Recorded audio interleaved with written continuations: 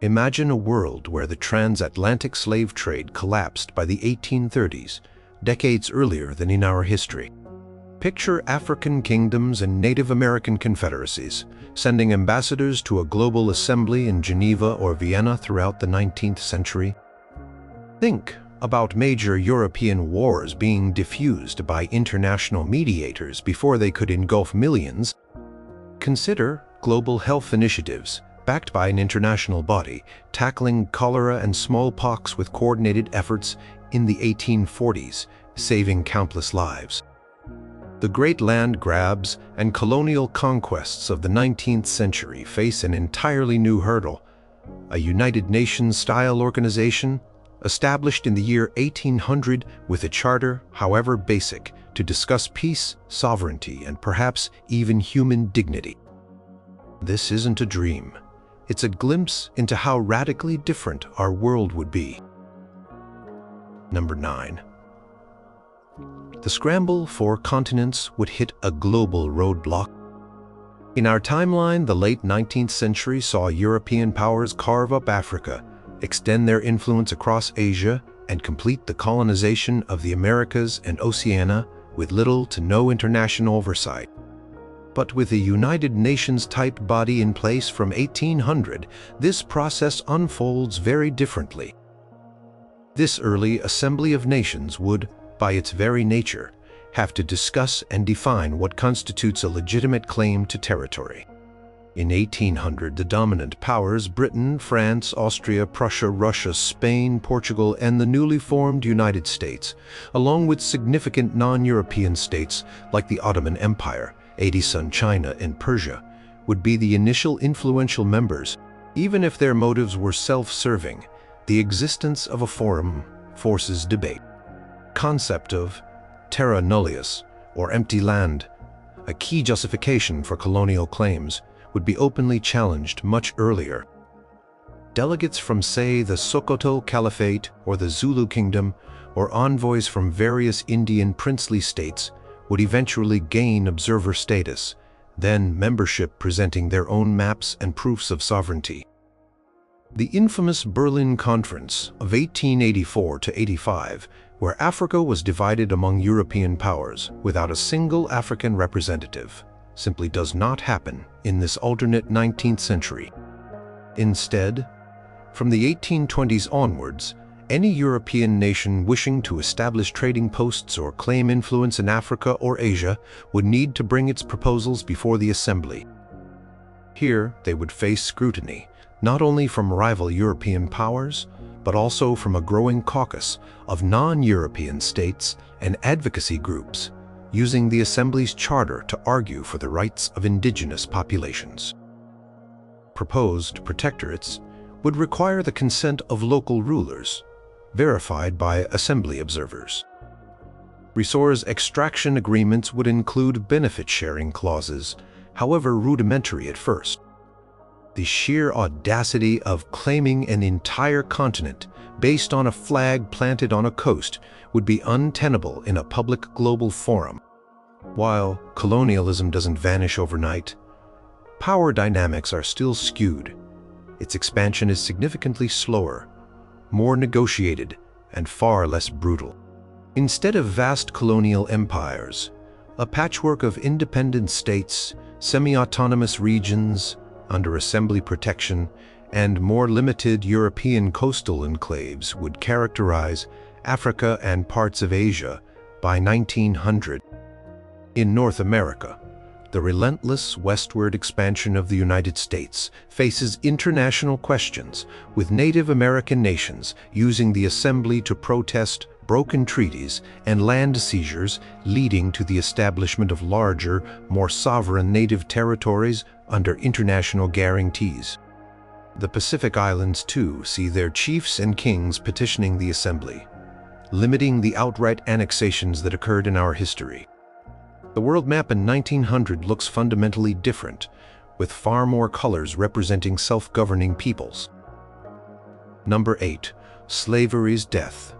Knell would sound decades earlier. The year 1800 sees the transatlantic slave trade still horrifically active, fueling economies in the Americas and enriching European traders. Abolitionist movements exist particularly in Britain, but they are national efforts. The formation of a global body in 1800 provides these movements with an unprecedented international platform.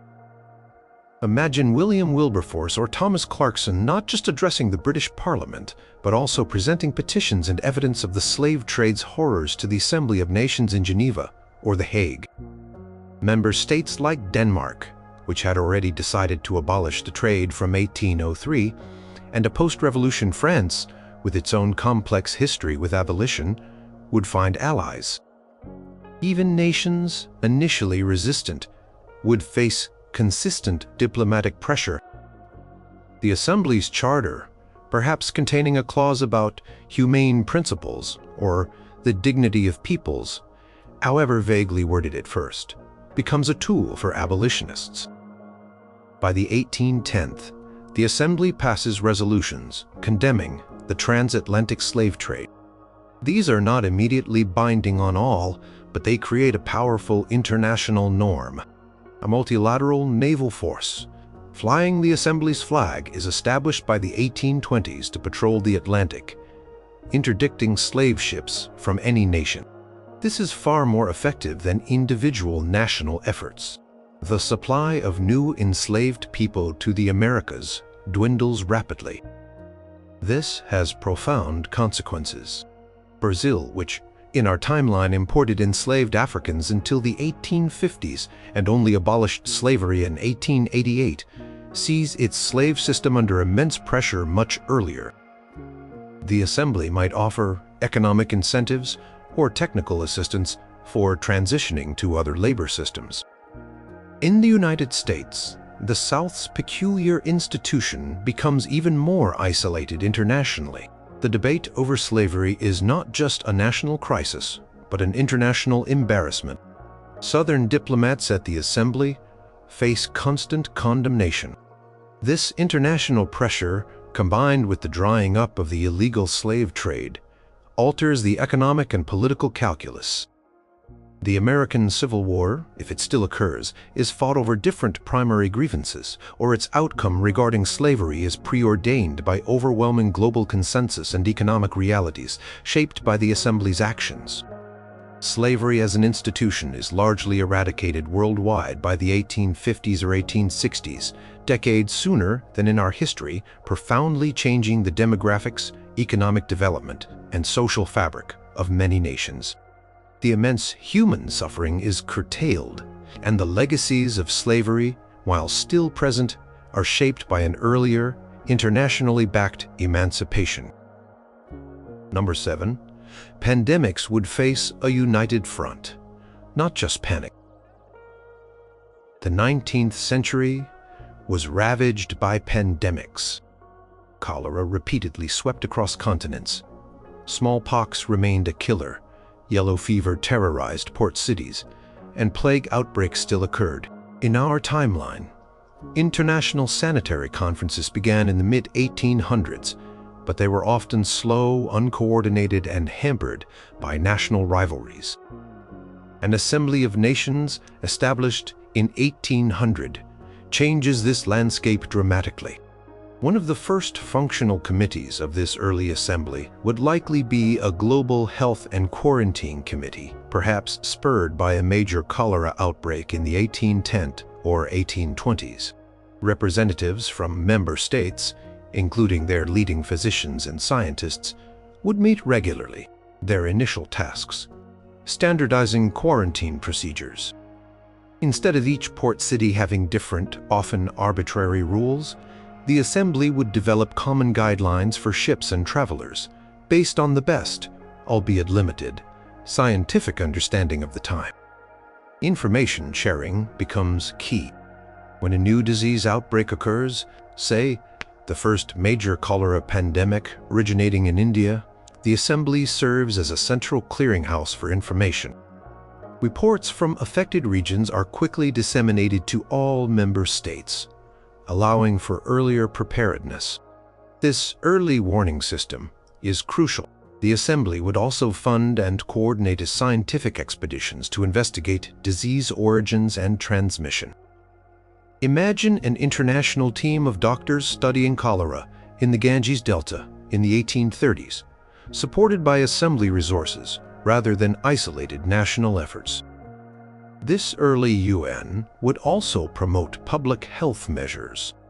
It could issue recommendations on sanitation, clean water supplies, and, once understood, vaccination. The success of smallpox, variolation, and later vaccination would be championed globally. The Assembly could fund programs to spread these practices, leading to a much faster decline in smallpox mortality. Perhaps smallpox is eradicated globally by the late 19th century, not the late 20th. Resources would be pooled for medical research. Instead of scientists working in national silos, there would be more collaboration, more rapid dissemination of discoveries like germ theory. When new anesthetics or antiseptic techniques are developed, the Assembly's Health Committee ensures this knowledge is shared and training is offered across member states. The devastating impact of 19th century pandemics is significantly lessened, saving millions of lives and reducing the economic disruption caused by widespread disease. Life expectancy globally rises more quickly than it did in our timeline. Number 6. Might makes right would get a serious international challenge. The 19th century was an age of empires and frequent wars, often justified by the principle that stronger nations could impose their will on weaker ones. The Napoleonic Wars themselves, raging around 1800, might be the catalyst for forming the Assembly of Nations, as powers seek a way to prevent such continent-wide devastation from recurring. This new body fundamentally alters how conflicts are approached. Consider the Napoleonic Wars. If the Assembly is formed, say in 1802, during the brief Peace of Amiens, Napoleon's subsequent aggressions face immediate condemnation in a formal global forum. Neutral nations like the United States or Prussia use the Assembly's charter, perhaps emphasizing sovereignty and territorial integrity, to organize diplomatic coalitions against French expansion.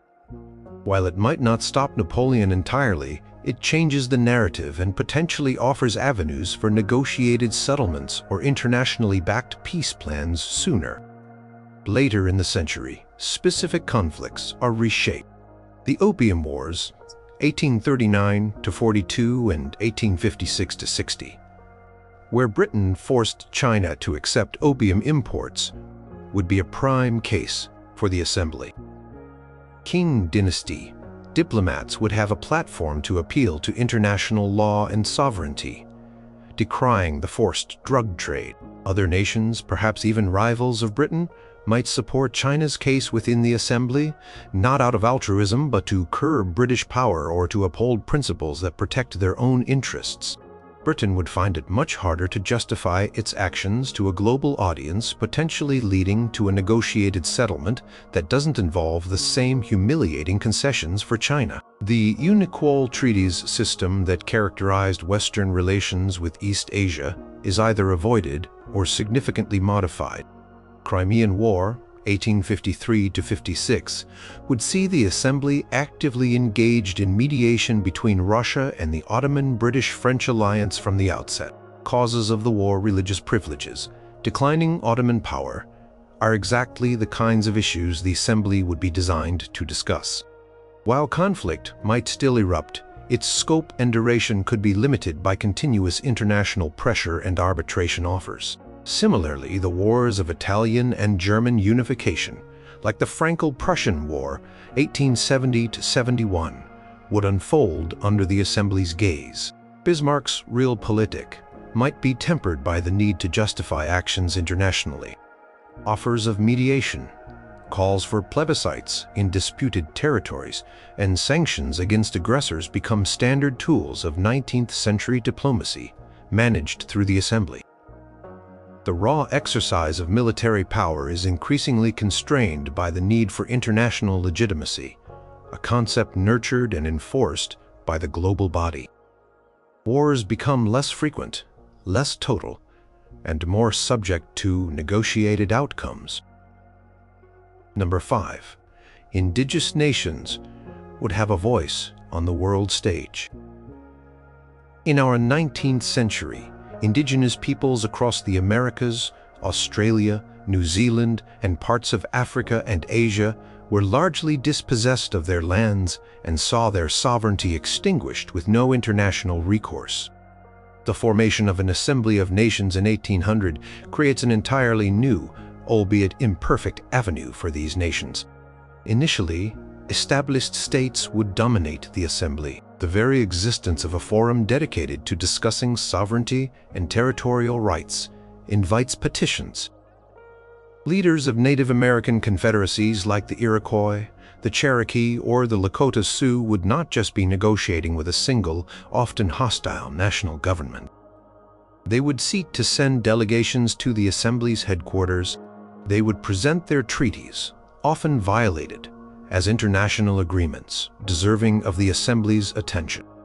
They would argue that their established nations, with their own governance and territorial integrity, meet the criteria for recognition. This doesn't mean immediate full membership for all. The Assembly would likely establish a committee on non-self-governing peoples, or a similar body to hear these claims.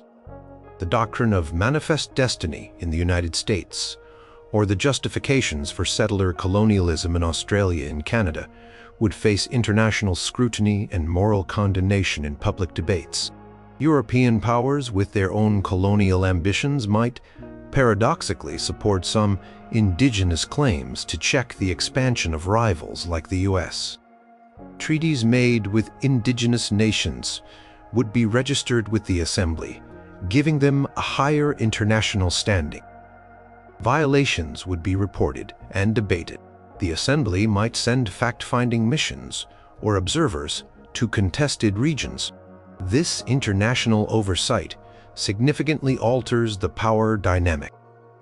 Instead of forced removals like the Trail of Tears happening with impunity, they would be international scandals, potentially leading to Assembly resolutions or even sanctions against the US government. In New Zealand, Maori chiefs would use the Assembly to ensure the Treaty of Waitangi is upheld according to their understanding, challenging British interpretations. In Australia, Aboriginal nations would have a platform to contest the declaration of terra nullius and assert their ancient land rights. The result is not a utopian scenario where all indigenous rights are perfectly preserved. However, wholesale dispossession is curtailed. Larger, more autonomous indigenous territories, perhaps under some form of assembly protection or co-sovereignty, would persist. The brutal frontier wars are lessened because the other side has a voice and allies on the global stage. Indigenous cultures and languages survive more robustly, and the political landscape of continents like North America and Australia shows a far greater degree of indigenous sovereignty and presence by the year 1900. Number 4. Global trade rules would emerge from negotiation, not gunboats. The 19th century saw a massive expansion of global trade, but it was often conducted under coercive terms, with powerful nations using gunboat diplomacy to force open markets and impose unfair treaties. An Assembly of Nations, established in 1800, would provide a permanent forum for negotiating trade rules on a more multilateral basis. Early discussions within the Assembly's Trade and Tariffs Committee would revolve around issues like freedom of navigation, crucial for Britain and the US, import duties, and the rights of merchants in foreign lands. Instead of bilateral treaties that often favored the stronger power, the Assembly would work towards establishing common principles. For example, the concept of most favored nation status would be debated and standardized through Assembly agreements rather than imposed. The exploitative nature of some colonial trade, where colonies were forced to supply raw materials cheaply and buy expensive manufactured goods from the colonizing power, would be challenged. Delegates from less powerful nations or even from colonies gaining observer status would use the assembly to argue for fairer terms of trade. They might form blocs to negotiate collectively with industrial powers. The idea of free trade would be debated not just as an economic theory, but as a practice with real-world consequences, some of them negative for developing economies. The assembly could host discussions on protecting infant industries, a major concern for nations trying to catch up with early industrializers like Britain. Standardization, a key lubricant for trade, would happen much faster under assembly auspices. Instead of dozens of different weights and measures complicating commerce, the assembly would push for international standards. Perhaps an early adoption of the metric system globally would also work on standardizing patent laws and intellectual property, fostering innovation by providing a more predictable international environment. The Universal Postal Union, established in our timeline in 1874, would likely be an assembly initiative decades earlier, facilitating communication and commerce. International commercial arbitration mechanisms would be developed, allowing trade disputes to be settled peacefully, according to agreed-upon rules, rather than escalating to diplomatic incidents or conflict. While powerful nations still seek advantages, the framework for global trade is more balanced and less overtly coercive.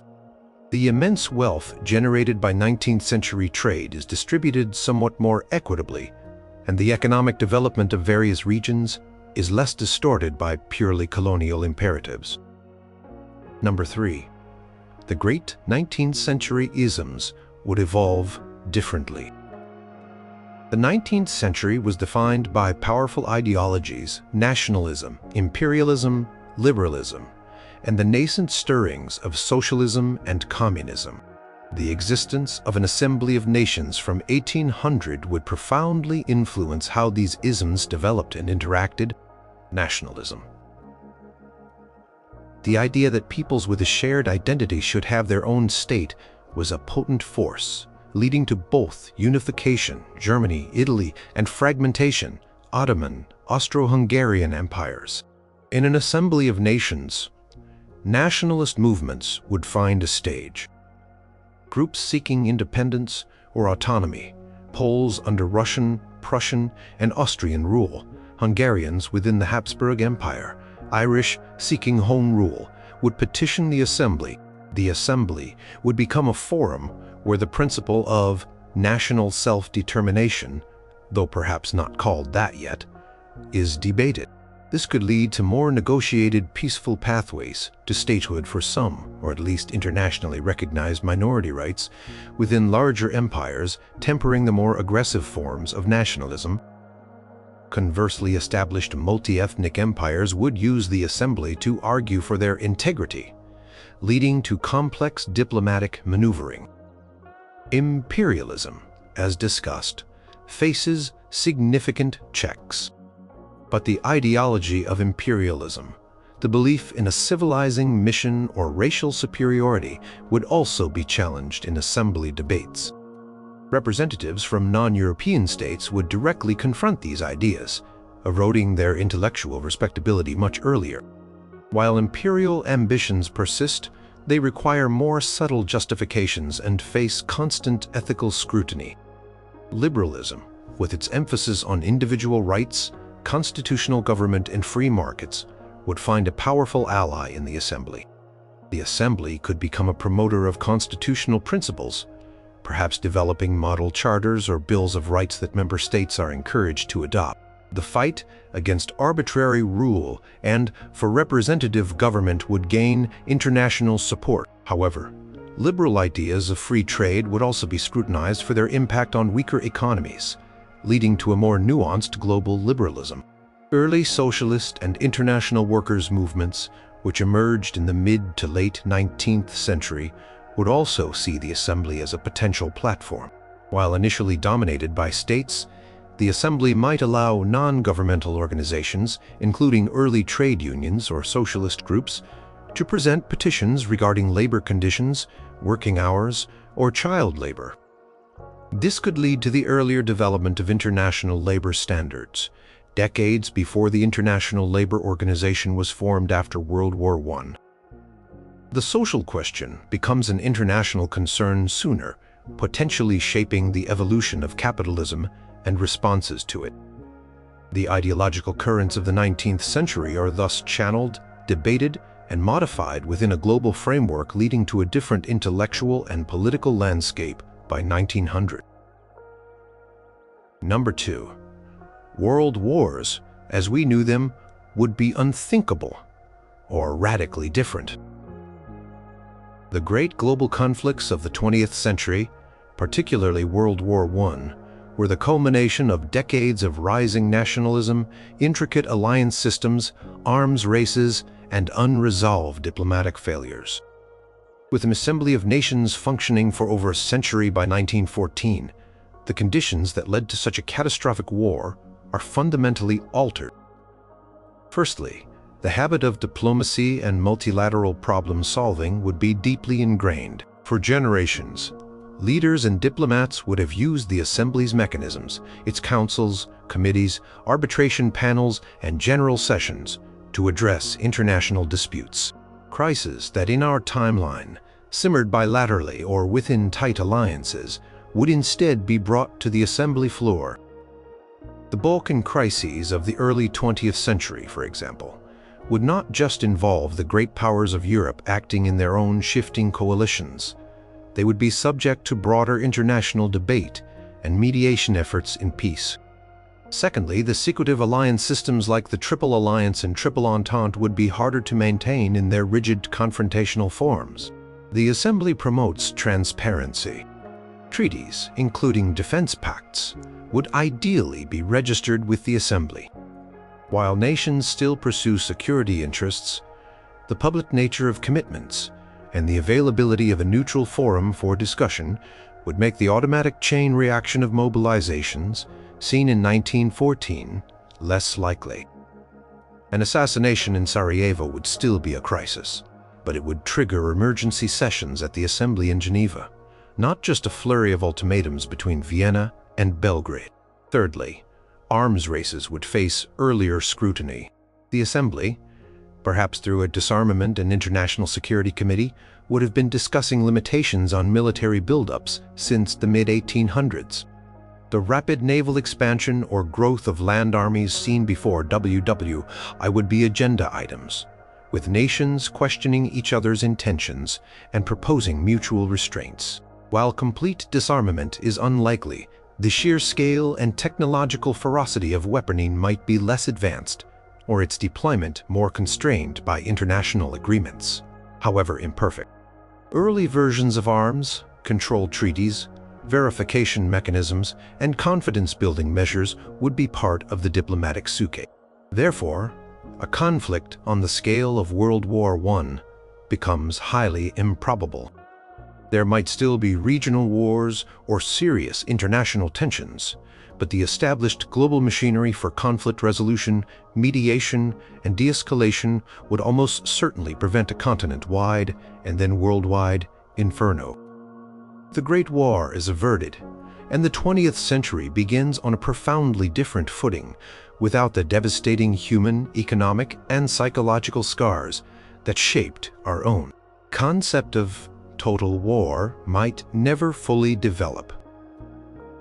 Number 1.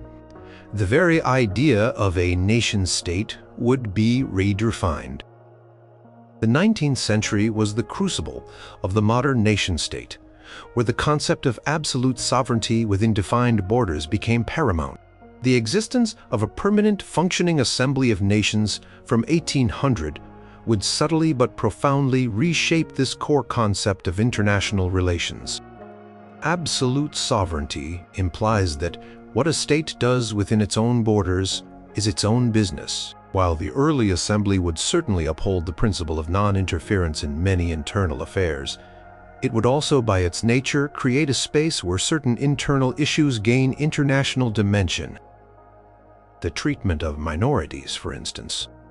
If a state systematically persecutes a religious or ethnic minority, that group, or sympathetic member states, would petition the Assembly. This leads to early discussions about minority rights protections, not as an imposition by one power on another, but as an emerging international norm. The Assembly might develop charters or conventions on minority rights that member states are encouraged and eventually pressured to adopt. This means the nation-state is still the primary actor, but its sovereignty is understood to be accompanied by certain responsibilities towards all its inhabitants, responsibilities that have an international dimension. International law would develop much more rapidly and gain broader, deeper acceptance. In our timeline, international law grew piecemeal through customs, bilateral treaties, and occasional conferences. With a permanent assembly, there's a standing body dedicated to codifying and developing international law, laws of war, diplomatic relations, maritime law, trade law, and eventually human rights. The Assembly's legal committees, and perhaps an International Court of Justice, established much earlier than in our timeline, would interpret and apply this growing body of law. Adherence to international law becomes a more significant marker of a civilized nation and a prerequisite for full participation and good standing within the Assembly. Furthermore, the idea of shared global challenges would emerge much earlier.